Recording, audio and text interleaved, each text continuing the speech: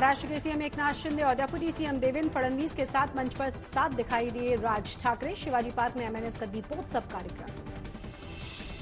मुंबई में 1 नवंबर से 15 नवंबर तक धारा 144 लागू, अलर्ट। मुंबई पुलिस ने जारी किया है आदेश। पात्रा चौल घोटाले में जुड़े मनी लॉन्ड्रिंग केस में गिरफ्तार संजय राउत की जेल में मनेगी दिवाली। बेल अर्जी पर कोर्ट 2 नवंबर को करेगा सुनवाई। महाराष्ट्र के पूर्व गृह मंत्री और एनसीपी नेता अनिल देशमुख भी दिवाली जेल में ही मनेगी। स्पेशल सीबीआई कोर्ट ने देशमुख को जमानत देने से इनकार किया। बीजेपी नेता को मिली सर तन से कलम करने की धमकी। आरएसएस के गुरु पूजन कार्यक्रम में शामिल हुए थे। बीजेपी के अल्पसंख्यक मोर्चा के राष्ट्रीय अध्यक्ष जमाल सिद्दीकी ने धमकी को लेकर पुलिस में दर्ज करवाई है शिकायत। बोले, मैं धमकियों से डरने वाला नहीं हूं। गुजरात के सूरत में आप प्रदेश अध्यक्ष गोपाल इटालिया का बयान, सरकार बनी तो पंजाब की तर्ज पर पुरानी पेंशन योजना लागू करेंगे। मुंबई के 5 स्टार होटल में बम से उड़ाने की धमकी दी गई। दारू के नशे में किया गया था कॉल, आरोपी गिरफ्तार। गुजरात के गृह मंत्री बोले, प्रदेश में 21 अक्टूबर से 27 अक्टूबर के बीच ट्रैफिक पुलिस नहीं लगाएगी नागरिकों पर जुर्माना। ठाणे में नौपाड़ा इलाके में 2 गुटों में झड़प हुई। फायरिंग में 3 लोगों के घायल होने की खबर। महाराष्ट्र के कोपरगांव में भारी बारिश, करोड़ों का प्याज तबाह। बारामती में 1.5 करोड़ की लागत से बना पुल बहा। 1 साल पहले ही बनाया गया था ये पुल। हिंगोली में बारिश में ताश के पत्तों की तरह गिरा पुल। हादसे का वीडियो कैमरे में हुआ कैद। महाराष्ट्र के बीड़ में जोरदार बारिश के बाद सैलाब का कहर। 2 युवतियों और 1 युवक नदी में बहा। रौन नदी में बहती 2 युवतियों को बचाने नदी में कूद गया था युवक, लेकिन खुद भी बह गया। अभी तक नहीं मिला है कोई सुराग। आधार पूनावाला ने बंद किया कोविशील्ड का प्रोडक्शन। बोले, स्टॉक में है 100 मिलियन डोज। वाशी में गड्ढों ने किया है नाक में दम। गड्ढों के चलते दुर्घटनाओं का शिकार हो रहे हैं आम नागरिक। दिवाली और छठ के त्योहार के चलते मुंबई के सीएसटी, दादर, ठाणे, कल्याण रेलवे स्टेशन पर भारी भीड़। रेलवे ने भीड़ पर काबू पाने के लिए कुछ समय के लिए इन स्टेशन पर प्लेटफॉर्म फीस बढ़ाकर 50 रुपए की है। सूरत में एक हीरा कारोबारी ने अपने कर्मचारियों को दिवाली गिफ्ट में बांटे हैं 16 पैनल। 1000 कर्मचारियों को दिया है ये उपहार। वडोदरा में मंदिर से आती ऊंची आवाज से दूसरे धर्म के लोग खफा हैं। पुजारी को पीटा गया। आज भी जारी रही शेयर बाजार में तेजी। सेंसेक्स 104 अंक चढ़कर बंद हुआ। त्योहारी सीजन में प्याज और दालों की महंगाई से बचाने के लिए सरकार ने तैयार किया है इनका बफर स्टॉक। 2022-23 के लिए 2.5 यानी 2.5 लाख टन से ज्यादा का प्याज का भंडार मौजूद। भारत के दानवीरों की लिस्ट में शिव नाडर, अजीम प्रेमजी से आगे निकले। 3रे नंबर पर हैं मुकेश अंबानी और 7वें नंबर पर हैं गौतम अडानी। पेरिस हिल्टन ने लॉन्च किया अपने नए परफ्यूम्स। मुंबई में हुई launching party. Designer Manish Malhotra की दिवाली पार्टी में ऐश्वर्या, अभिषेक से लेकर अनन्या पांडे तक सभी नजर आए।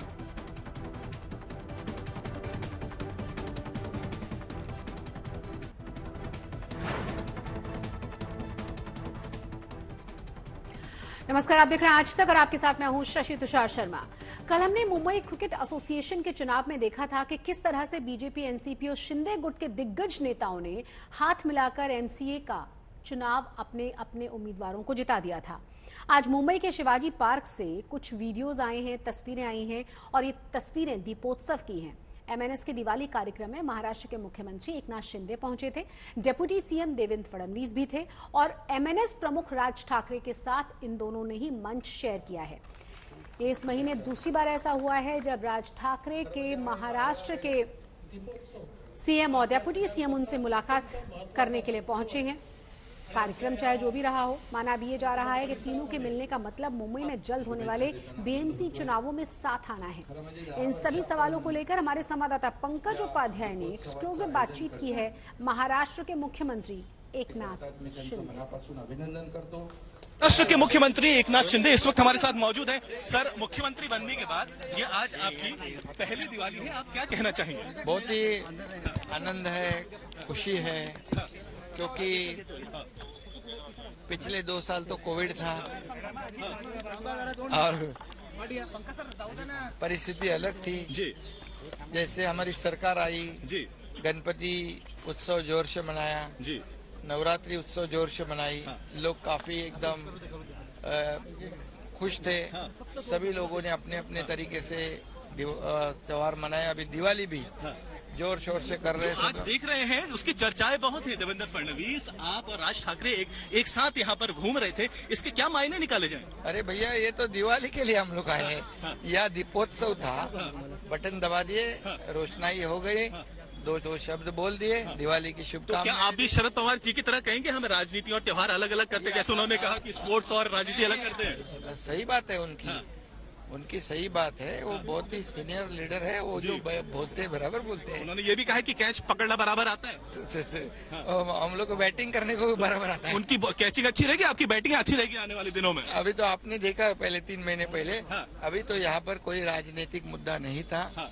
और ये सिर्फ और सिर्फ दिवाली की लेकिन शुभकामनाएं, बीएमसी की तरफ इशारा तो है ही ना सर, ये तो आप कहेंगे बीएमसी की तरफ इशारा तो है ही। दिवाली की शुभकामनाएं देने आए थे हम लोग। हाँ। गणपति में भी आए थे, बराबर है। राज साहब उधर आए थे फैमिली के साथ, मैं भी आया था, देवेंद्र जी भी आए थे, हमारे डीसीएम साहब। तो इसमें कोई ऐसा राजनीतिक बीएमसी को मुद्दा लेकर आश्वस्त नजर है, अब आश्वस्त BMC कॉन्फिडेंट है बीएमसी को लेकर? अब आप अभी तो बहुत आगे है ना।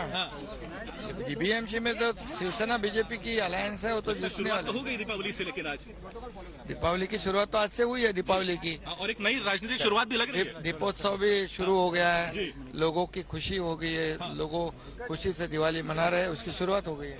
एकनाथ शिंदे जिन्होंने फिर से कहा कि जो शरद पवार ने कुछ दिनों पहले कहा कि उन्हें गेंद बड़ी अच्छी तरीके से पकड़ने आती है, तो ये भी कहा हमें बैटिंग बहुत अच्छी तरीके से करने के लिए आती है। हालांकि वो अभी भी ये कह रहे हैं कि यहाँ पर राज ठाकरे, उनका और देवेंद्र फडणवीस का एक साथ आना और शिवाजी पार्क के आसपास चलना, इसे राजनीति ना समझा जाए। लेकिन राजनेता जब भी कुछ करता है उसके पीछे राजनीति जरूर होती है।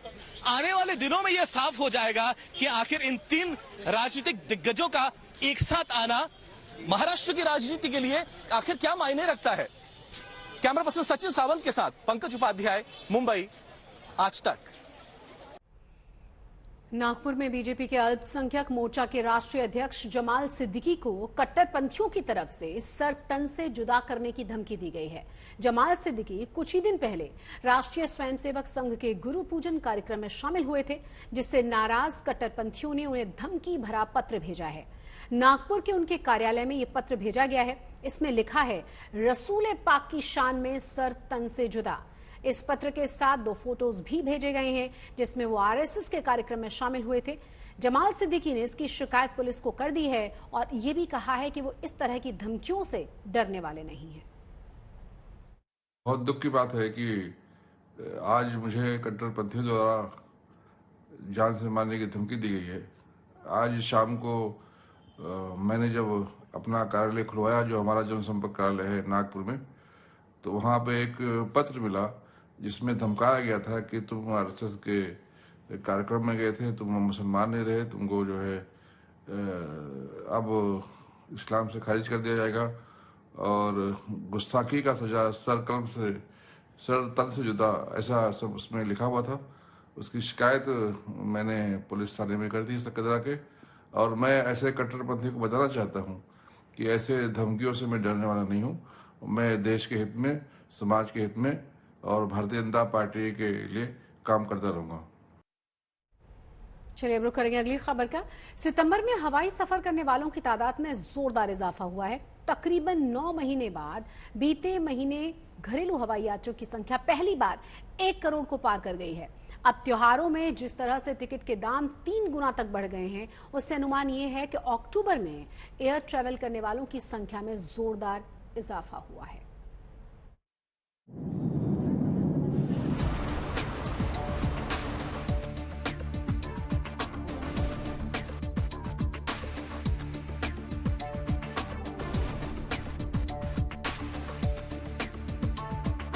कोरोना के मामले घटने और तमाम तरह के प्रतिबंधों के हटने से अब देश में हवाई यात्रियों की तादाद ने सितंबर से जोरदार छलांग लगाई है।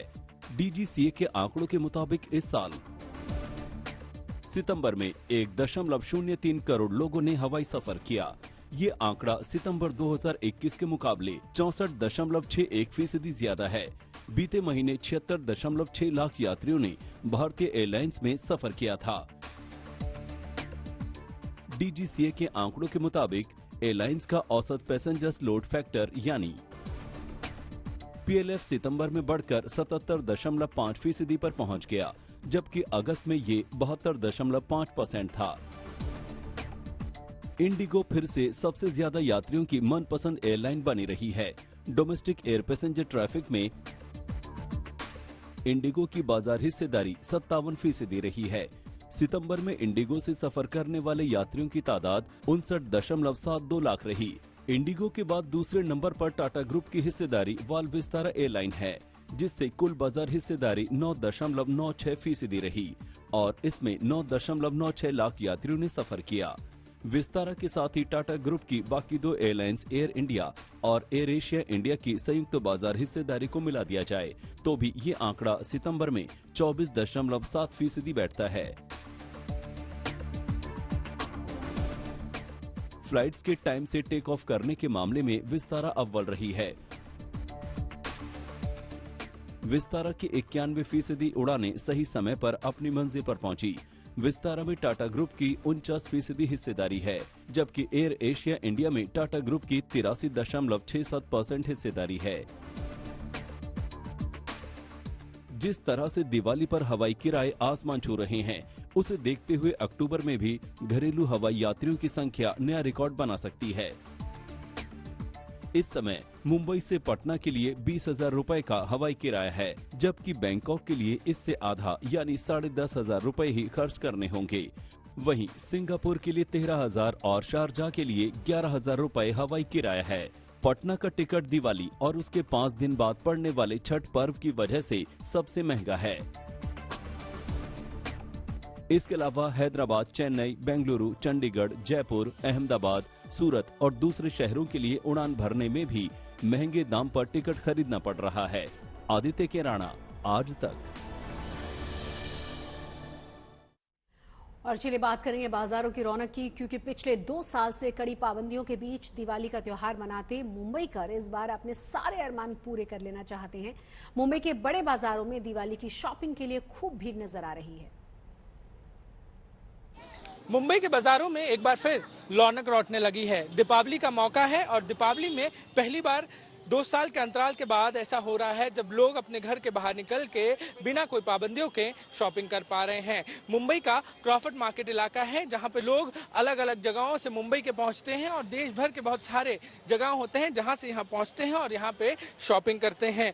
दिवाली शुरू हो चुकी है और लोग यहां शॉपिंग अपनी पूरी करने के लिए पहुंच रहे हैं। यहाँ भीड़ देख के यही वापस लग रहा है कि जिस तरीके से कोविड के पहले हालात थे, जिस तरीके से सारी चीजें नॉर्मल थी, वैसे ही नॉर्मल हालातों में लोग अब घर के बाहर पहुंचने लगे हैं। इस साल की दीपावली सबसे ज्यादा खास इसके लिए भी है क्योंकि अब दुकानदारों के चेहरे पे भी रौनक लौटने लगी है। जितना नुकसान पिछले 2 साल में उनको हुआ था, उस नुकसान की भरपाई जो है इस साल हो सकती है। लोग घर से बाहर निकल रहे हैं, लोग लगातार पहुंच रहे हैं। ये जो भीड़ आप देख रहे हैं, ये भीड़ दिन भर में जो है और अधिक बढ़ेगी। तो 2 साल के कोरोना के बाद अब लोग भरपूर शॉपिंग कर रहे हैं और मार्केट में खूब भीड़ लगी हुई है।